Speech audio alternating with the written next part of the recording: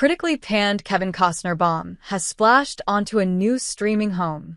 Waterworld, the infamous post-apocalyptic movie starring Kevin Costner, has arrived in streaming, giving modern audiences a chance to see one of the most divisive movies of the 1990s.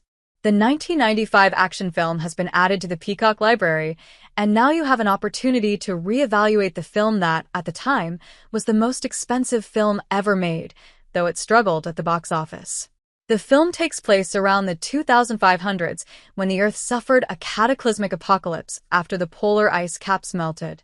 Seawater apparently covers the entire planet, and humans have found a way to survive aboard major floating structures. A lonely seaman spends his days trading whatever he can find during his exploration of the depths, and one day, he finds a child who seems to hold the secret to arrive on dry land. Per the Rotten Tomatoes synopsis of Waterworld, after the melting of the polar ice caps, most of the globe is underwater. Some humans have survived, and even fewer still, notably the mariner, Kevin Costner, have adapted to the ocean by developing gills. A loner by nature, the mariner reluctantly befriends Helen, Jean Triplehorn, and her young companion Enola, Tina Majorino, as they escape from a hostile artificial island. Soon the sinister smokers are pursuing them in the belief that Enola holds the key to finding the mythical dryland. Upon release, Waterworld received mixed reviews.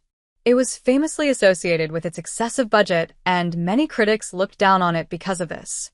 Today, it has a rotten score of 45% on Rotten Tomatoes, with the audience score sitting at 44%.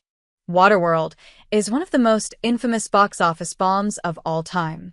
Numbers vary, but its budget has been reported as close to $235 million after marketing and distribution costs.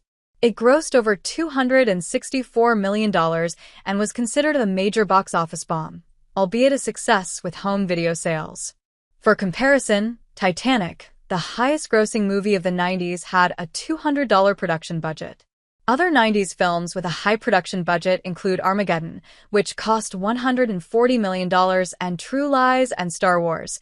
Episode 1, The Phantom Menace, whose production budgets were around $120 million. Yes, Waterworld was very expensive. The problem was that the cost wasn't proportional to the film's quality. The production was ridden with issues, with large sets becoming impossible to control as some of the biggest scenes were shot on open water. It doubled its budget rather quickly, and at one point, Kevin Costner nearly drowned while filming. It's been rumored that director Kevin Reynolds decided to quit production after ongoing creative clashes with Costner. These issues resulted in a film that, yes, feels inconsistent throughout, but isn't nearly as bad as critics said it was back then. It should be re-evaluated just for the sake of experiencing an ambitious movie before the advent of modern CG, elaborate special effects, and more comfortable production sets.